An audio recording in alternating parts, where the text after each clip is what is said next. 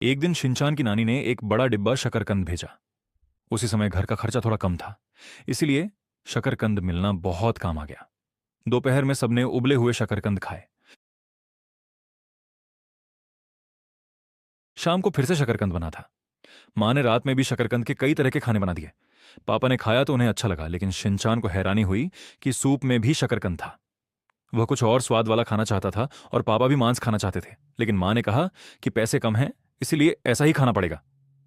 कई दिनों तक सब शकरकंद ही खाते रहे। एक दिन माँ बहुत खुश होकर बाथरूम से बाहर आई, क्योंकि शकरकंद खाने से उसकी कब्ज ठीक हो गई थी। लेकिन तभी पड़ोस की आंटी ने उसे देख लिया और माँ थोड़ी शर्मिंदा हो गई। आंटी ने माँ को और शकरकंद दे दिए, जो उनके घर में ज्यादा थे। अब घर में और भी ज्यादा शकरकंद हो गए।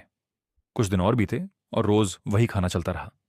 शिनचान के टिफिन में भी रोज शकरकंद होता था।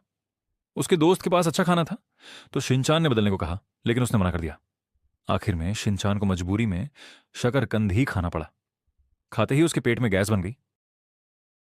अब कुत्ता भी शकरकंद नहीं खाना चाहता था और माँ भी परेशान हो गई थी। तभी माँ को एक आइडिया आया। रात में पापा घर आए तो देखा मेहमान आए हुए हैं। हाँ, मैं असल में माँ ने एक छोटी पार्टी रखी थी ताकि सारा शकरकंद खत्म हो जाए। उसने कुछ और खाना भी बनाया जो सबको बहुत पसंद आया। सबने पेट भरकर खाया और सारा शकरकंद खत्म हो गया।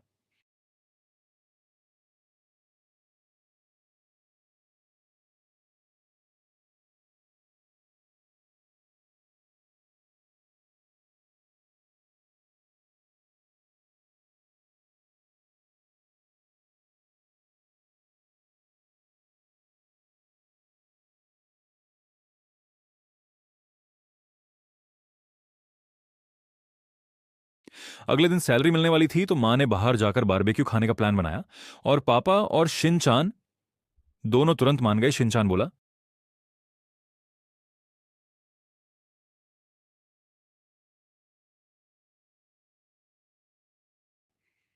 उसने बालों का गुच्छा उठाकर कमरे में ले आया, लेकिन देखने में वो बिल्कुल रुई जैसा लग रहा था। उसने सोचा, अगर इसका शरीर बना दे तो यह कुत्ते जैसा लगेगा। तो उसने फिर से कुत्ते का शरीर बनाने की कोशिश की, लेकिन आखिर में वो कुत्ता नहीं, छिपकली जैसा लगने लगा। खुद शिनचान को भी अजीब लगा। उसे लगा कि शरीर बनाने के लिए और बाल चाहिए। तो वह सीधे कुत्ते के घर, डॉग हाउस में जाकर बाल इकट्ठा करने लगा। उसने पूरा घर साफ कर दिया और शिरो से बोला। उसने शिरो से कहा कि वह इंतजार करे, वो बाल काटने का सामान लेने जा रहा है। शिरो डर गया। उसे लगा कि उसके सारे बाल काट दिए जाएंगे। उसकी आंखों में आंसू आ गए। शिनचान सीढ़ी पर चढ़कर सामान ढूंढने लगा। पहले उसे टूथब्रश मिला, लेकिन वो छोटा था। फिर उसे एक डिब्बा मिला जिसमें एक सुंदर कंघी थी। उसे लगा कि यह सही है, लेकिन जब वो वापस आया तो शिरो गायब था। ढूंढने पर वह कार के नीचे छिपा मिला। शिनचान ने उसे बाहर बुलाया, लेकिन शिरो डर के मारे नहीं निकला। शिनचान भागकर गया और खाना लाया, लेकिन शिरो फिर भी नहीं निकला। फिर उसने कहा, अब मैं पापा के मोजे लाऊंगा। यह सुनकर शिरो डर गया, क्योंकि पापा के मोजे बहुत बदबूदार थे। डर के मारे शिरो बाहर आ गया और माफी मांग ली। फिर शिनचान ने प्यार से उसके बाल कंघी किए। शिरो को अच्छा लगने लगा। बहुत देर तक कंघी करने के बाद शिरो साफ सुथरा दिखने लगा। कंघी से निकले बालों से शिनचान ने फिर से कुत्ता बनाया। अब उसके पास काफी बाल थे, लेकिन जो बनाया वह ठीक नहीं लग रहा था। कभी डायनासोर जैसा लगता, कभी अजीब। कई बार बनाने के बाद आखिर में वह ठीक लगने लगा। फिर उसने उसका चेहरा बनाया, लेकिन वह टेढ़ा मेढ़ा बन गया। आखिर में उसने सही चेहरा बना दिया।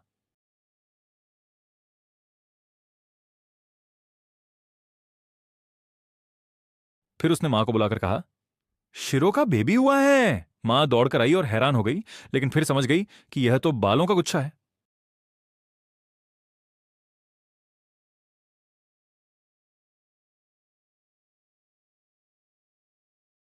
तभी उसकी नजर कंघी पर गई।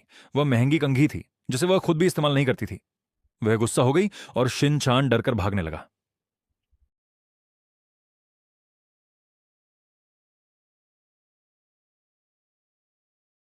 शिनचान टीवी देख रहा था। उसे एक एक्शन हीरो वाला अंडरवियर दिखा और उसे बहुत पसंद आया। उसने मां से कहा कि उसे वहीं चाहिए। मां ने कहा कि वह बड़ों के लिए है, लेकिन पापा ने कहा, ले दो, बड़ा हो जाएगा।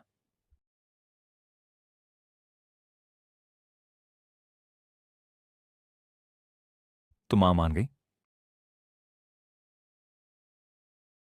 अगले दिन उसे नया अंडरवियर मिला। वह बहुत खुश हुआ और जमीन पर लौटने लगा। जब उसने पहना तो उसे लगा कि वह बड़ा हो गया है। लेकिन वह थोड़ा ढीला था, तो उसने 2 अंडरवियर मिलाकर पहन लिया।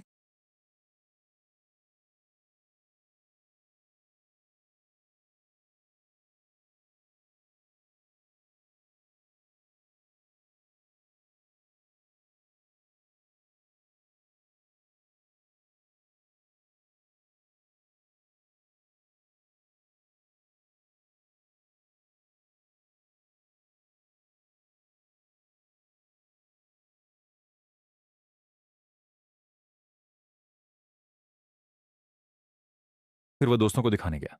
वह सबको अपना अंडरवियर दिखाने लगा। उसका दोस्त उसे देखकर परेशान हो गया, फिर हवा चली और अंडरवियर गिरने लगा। दोस्त ने उसे बचाया और कहा कि ऊपर से शॉर्ट्स पहन लो। फिर एक आंटी के कागज उड़ गए। शिनचान उन्हें पकड़ने दौड़ा। आखिर में उसने सब कागज पकड़कर वापस दे दिए।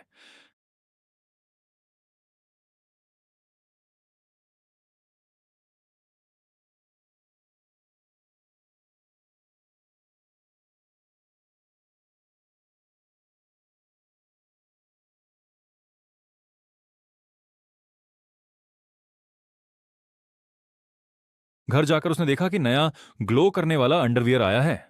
वह फिर से उसे खरीदने की जिद करने लगा, लेकिन इस बार मां ने उसे नजरअंदाज कर दिया।